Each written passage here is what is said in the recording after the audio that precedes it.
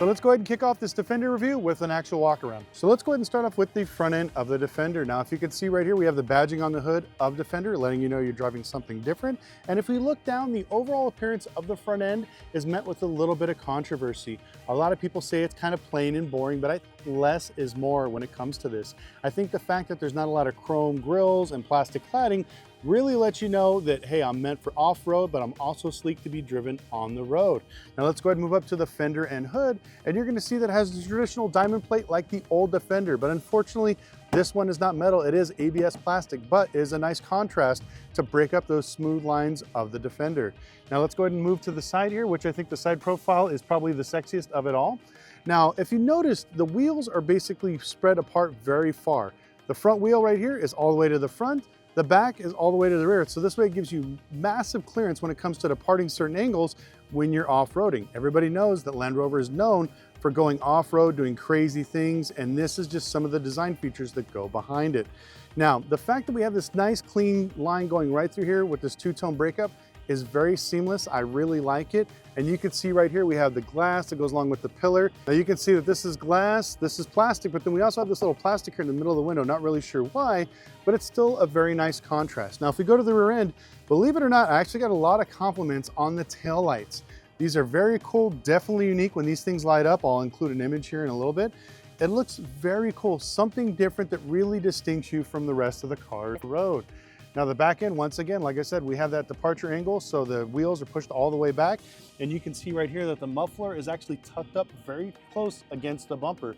So you can get some crazy angles with this setup. So let's go ahead and take this for a little drive in downtown Las Vegas, just to test out the handling and the suspension of the Land Rover Defender. Now, this particular model does not have an actual frame on body setup. It's actually a unibody. Now this is made out of mostly aluminum, so we're gonna see how the rigidity of the chassis is on street driving. Now, there are some pros and cons to each. Obviously, a frame on body is much stronger for off-road, but a unibody is much better on daily streets, what we're seeing right here. Now, I think the whole reason Land Rover went to this is because everyone wants a more luxurious feel. They wanna feel like they're driving in a luxury car compared to a loud, noisy SUV. Now, what I've noticed so far from driving is everything's been, fairly quiet, very smooth. I like the fact that as we're going through some of these potholes in downtown, I don't hear any rattling, any vibration from a lot of the panels. Now, the cool thing about the dash, like I said, it does have all those concave crevices and all these things that are popping out. I figured since that was built from a lot more pieces, there'd be more stuff to rattle, but nothing can be further from the truth. It's actually fairly quiet, which is pretty impressive. Now, once we take a left here, we're gonna go ahead and give it a little bit of gas just to see about acceleration driving in city traffic.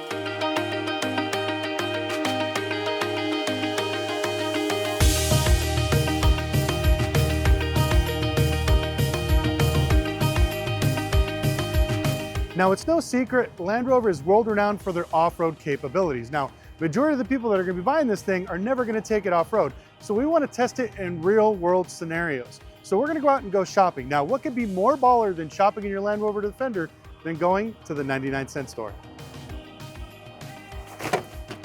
Going to McDonald's. The ice cream machine is broken. Going to Wendy's. A large chocolate Frosty. Thank you so much.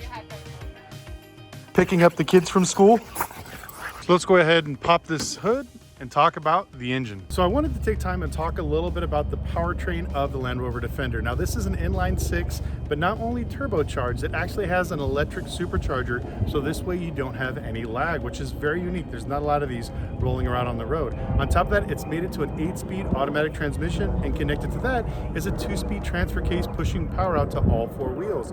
Now this is an all-wheel drive system. I really don't like to say it's a 4x4, but you can definitely adjust it with the different modes in the interior. So let's go ahead and check out the interior.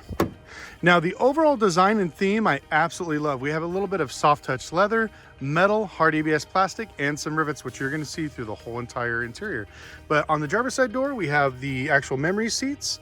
Your power mirror switches is actually pretty cool. You can click off and on each particular one, no switch.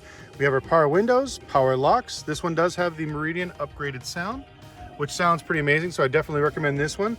And if you look over here to the dash, you can actually see that this is actual metal. It is not plastic, and we're gonna go ahead and continue on. So as we move in, if we look down, we can see the rubber floor mats, and even underneath this, there is no carpet in the Discovery. It's definitely made for off-roading. And if you look right here, we have some very soft leather, actually very comfortable seats. And right here on the side of the dash, we have more metal with the soft touch leather, kind of reinforcing that thing that it's half off-road, half luxury. So let's go ahead and walk you through the interior of the Land Rover Defender. Now, first we're gonna be talking about the steering wheel. Now, this is wrapped in soft touch leather with that metallic graphite steel that gives it a very nice contrast, which you can see the theme through the whole interior, which is probably one of my favorite things about this car. Now, one thing I'm going to talk about that's not my favorite is the fact that the buttons right here on the steering wheel seem to be a little bit too close to the end. Now, it looks like it's far away, but as you guys can see when I place my hand here, it basically goes over the 2 buttons. And as I was turning and driving and navigating through Las Vegas, I kept hitting these things and switching the screen. That is probably the only knock I have on the steering wheel so far. Now, it does have the digital readout up front here where you can configure it the way you want, the digital tachometer along with the speedo and other features. Now let's go ahead and go on to the dash. Now, I absolutely love the fact that this is not just a smooth bubble dash. It's got some crevices. This is actually, you can stick your hands down. We have some space even around the screen here is open for storage, along with the driver's side and passenger side all the way through. Now, I think that this gives a lot of depth and a lot of character to the interior. I'd say the one place where this Defender really stands out is the interior. Now with the screen, it's pretty basic. You can scrub through. It does have good reaction time, everything else like this. I love that it has the actual, I don't call it slope assist, I call it idiot assist. When you get too high and the car basically starts to look like it's about to flip over, it'll definitely let you know. Now, my other knock on this interior is this actual transmission lever. Now, if you listen, that's me putting in drive, but you can hear, let me put it in park again. It's a little bit too plasticky. I'm not sure why they made this out of plastic. Now, this is steel. Some of the other trim pieces around here are steel, but this plastic handle is just, I don't know, it feels very cheap, and I feel like it's gonna break in a little bit of time. So I would definitely recommend Land Rover switching this out for some sort of aluminum like they did here, or some sort of metal fabric, or even a solid composite so it doesn't squeak and creak like this. But the shifting overall feels very smooth. We have the climate control right here. Now we do have a very easy to use AC. So if you basically want to turn down the fan, you hit the button, turn it up, turn it down, click this again, you can go to auto. You also use this button for your heated and air conditioned seats. So if you want to turn the heat up, or if you want to turn it down, or if you actually want to turn the AC on your seats up, this is how you do it. I love the fact that they're putting more and more things in smaller control panels so we can fit them right here instead of having 67 buttons across the dash. Also, I love hard buttons. I can't stand it. All these automakers are putting everything in the screen where you physically got to touch and go through 6 layers of apps just to find out how to turn down the AC. It's still here. Right next to it, we have our adjustable ride height. So if you're going off-roading, going hill descent, anything else like that, you can do it all from right here. It's very simplistic, very easy to use. Now, once again, another favorite, the auto start and stop. Now, I wish once you turn this off, it would stay off until you turned it on. It is a little bit jerky. It does basically kick in pretty hard. You will feel that. So that's probably one other knock. But everything else besides that is fairly functional. And if you look down below, we have our 2 USB ports along with an actual 12-volt charger, 2 cup holders, and the charging pad for your phone. Now, here's another really cool feature. This actually has a mini fridge inside of it. Now, I turned it on, not the highest, but just the second. But right now, I could pick this up and it's actually cold. Now, I left my car for about an hour. In the Las Vegas heat, it's probably about 90 degrees right now, and this is actually still cold. A very, very cool feature. We have our center console, also with soft touch leather. Definitely feels like it's rugged. And the cool thing is, like, none of this stuff squeaks. Now, if you grab this, nothing wiggles, nothing moves. You can tell it's built solid. If you look down through, this is a pass-through through the other side, which is cool. So there's all these cool little places to basically add more storage. And once again, it goes all the way through the dash here, and you can actually stick your hands, if you can kind of see, all the way through here. So it's actually, I guess you can call it oh shit handle when they grab it and we're going off-road. But this is the front end. Let's go ahead and check out the back seats. So as we open up the back door, we're greeted with a very familiar sight and design. Once again, I think the big thing that stands out on Defender is the interior. The soft touch leather, along with the ABS plastic and the actual steel going all the way around. Now, we do have the rubber floor mats that go all the way through. And once again, this is through the whole entire car. There is no carpet, so it's very easy to wash off if you're getting in there. Now, the seats are very comfortable. As we were sitting here going through town and also off-roading, it actually hugged us and it was pretty soft. But what is it like if I sit in here with my knees all the way up against the driver's seat? Now I'm about 5'10". I have the driver's seat scooted all the way back, and as you can see, we still have probably about 2.5 inches of leg room between this. Now, the thing I really like the most is that my legs are actually vertical. They're not bent upwards where your knees are basically touching your chest. It's a very comfortable seating position. And on top of that, sitting comfortably, I'm looking over the driver through the glass. This setup, I believe, definitely helps you when you're driving on long road trips. You don't get that nauseous feeling of road sickness or anything else because you can actually see where you're going. As far as headspace, I probably got another 6 or 7 inches above my head of comfort space. We have this massive sunroof, which definitely looks epic from here. But also a very cool touch are these little skylights that are on the side to kind of break up the sidelines, but give us that light in the back. But once again, I think the overall aesthetic of the interior is definitely easy on the eyes.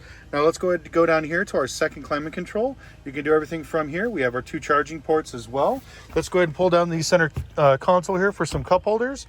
We have our 2 cup holders, still plenty of space. So me basically being about 3 or 4 inches from the door, and also probably another 1.5 inches from here. There's quite a bit of space, and I'm a petite 200 and maybe 40 pounds.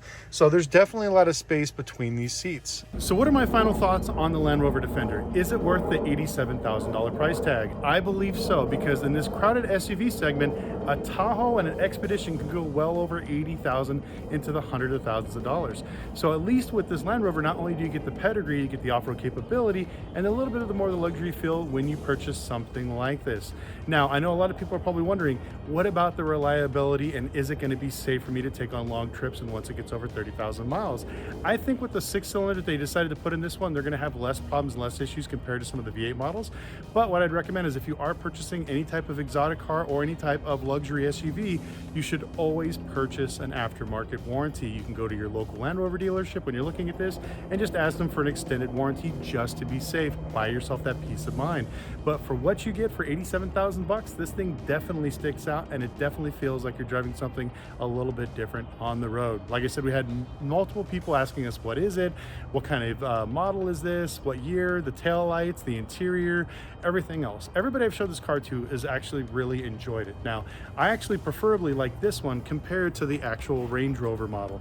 Now, I don't know why a lot of people prefer those other ones, but I think this one is just a nice blend of something that's fun, you can drive every day, but also have that off-road capability with a little bit of styling going through the city and being unique and standing out. So my advice would be, if you're thinking about buying a luxury SUV in the $80,000 range, I would definitely look at the Land Rover Defender 110. But that's it for today. I want to thank you guys so much for watching. Please, the comment section below, let me know what you guys think of the Land Rover Defender. Also, a huge shout out to Land Rover USA for letting me use this for a week. It's been a great week. I'm looking forward to the next one. We'll see you guys later.